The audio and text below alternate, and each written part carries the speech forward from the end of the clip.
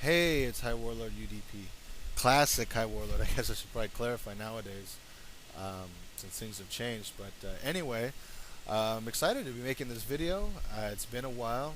Obviously, you can see on my YouTube page, I don't have a lot of videos up. A lot of them have been removed or deleted. A lot of the footage, a lot of the old school good footage I have has either been lost or deleted or destroyed somehow. And certain videos I was in the works of making, and my page just kind of got defunct for a point in time here. But I do have one good old school video I think on there with me and Forsaken Guild doing classic CG. We were the guild that went on to join with Midnight Reveries to create Ghost Reveries, if you know about that, on Darkspear Horde side. But anyway, to get to the point of this video, some quick backstory real quick to Swifty is that this guy has been playing the game for a long time. Let me tell you, I remember seeing Swifty around early on in 2005, I think, in Battlegrounds and whatnot.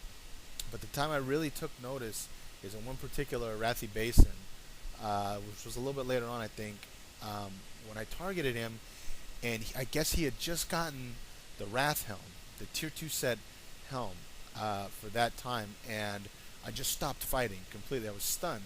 Like, I'd never seen someone with warrior gear like that up until that point. Although it was PvE stuff, it worked a little different back then.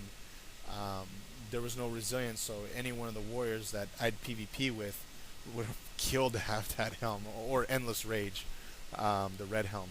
So from then on, I pretty much made a mental note of Swifty, and I saw him regularly in BGs, since there was no cross-run bullshit back then. I mean, 2-day long AVs, lots of games going on, always your same server, always fun, turn mill battles. Battlegrounds were really entertaining. There was definitely a few games in Warsong Gulch where we went up against their group, pre-made with Swifty in it, and he was flag carrying for them, and they started turtling on top of the Alliance side tunnel on that little point where you come out, and man, those games, they got me so worked up. But so yesterday I hear the news that Swifty got banned. Everybody probably knows what's going on, and knows the end of the story.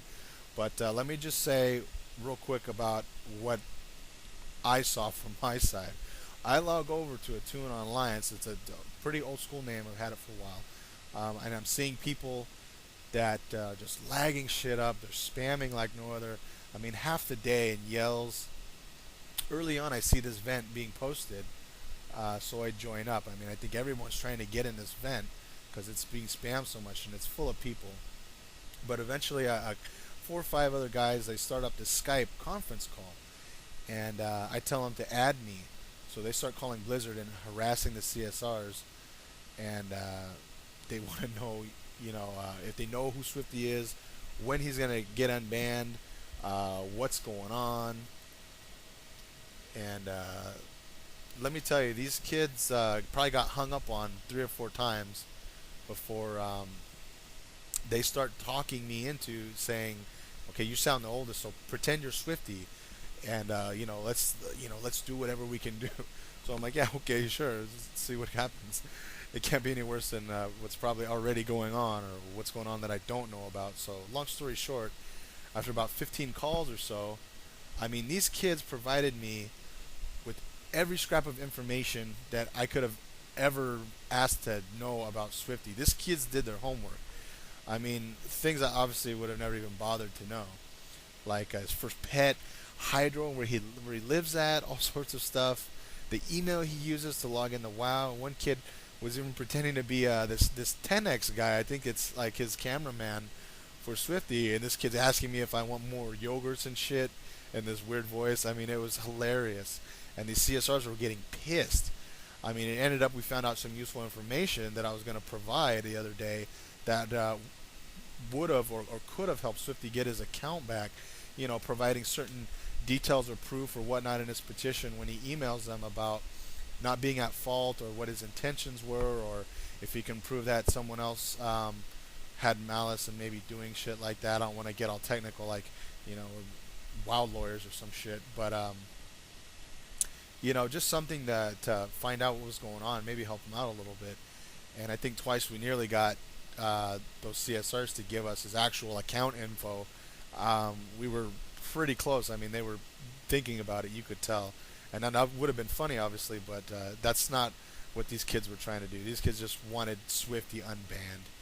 And in all fairness, all the input that I had got, I finally figured out what was going on. And these kids were showing me proof about who was trying to crash the server, and it wasn't Swifty. And everybody knows he holds contests and everything, but they kind of provided light to what was really going down, and I kind of had figured out from talking with some other people who have been around for a while as well about what happened. And I mean, you can't really have Darkspear without a healthy Horde versus Alliance rivalry population going on, and you really can't have Alliance without Swifty around. So there you have it. I mean, and I guess coming to the point of this video, I just want to say that I couldn't believe that Swifty got banned. I never thought I would see the day that something like that would happen and come to this big of a climax. But I posted a few things up on his IRL page. But regardless, I don't just simply want to say, if Swifty can do it, I can do it. But if they're going to take a stance to do that for Swifty, maybe giving him a break, maybe for the people or entertainment he brings to WoW. But the fact of it is, for me, old school WoW, classic WoW, my favorite time, special time. And I haven't had my original High Warlord character, that character, for a while now. And it's been on my mind occasionally. And I guess hearing what Swifty said and what ended up happening in the end, he gets his account back. I mean, we're people who have been playing this game for 6 years, guys. Come on now, a long time, 6 years. And albeit just a game, I mean, we put time into these characters. They mean something to us. So seeing Swifty go for this and go through this has encouraged me to finally call up Blizzard and recover my account. And I won't say why I don't have it now, but hit me up on Vent, Mumble, Skype. Skype name is the UDP, and I'll tell you a little story. But it's time. It's just time to realize that these are small pieces of WoW history for us, and I just want to do what I can do to get my account back, to have that little piece back. And I'm sure it's the same way for Swifty. I mean, he's losing sleep and all sorts of stuff. You can't help but feel bad for the guy. And half the people on there were just rooting for Swifty, free Swifty, and half the people on there were, keep him banned, unban him to reban him again. I mean, some stuff on there, we gotta admit, was pretty hilarious. But you gotta imagine if that was you. People gotta know, even if they're just hitting 85, it takes time. Imagine hitting that way all through Classic, Burning Crusade, Wrath, and now Cataclysm, and doing what you do for the WoW community, and then losing all that. So I just want to say, Swifty, I know how it feels to have your account one day and lose it the next, and I know that feeling. But I'm glad you're able to get your account back, man. I'm glad it all worked out. Before I go, I just wanted to quickly say that I hope all of you enjoyed some of these old school screenshots I put up on here, and I hope they brought back some fun memories. And P.S. if anyone has any old school Chipman videos from Classic WoW, please hit me up in Skype or in YouTube. Alright, thanks, viewers.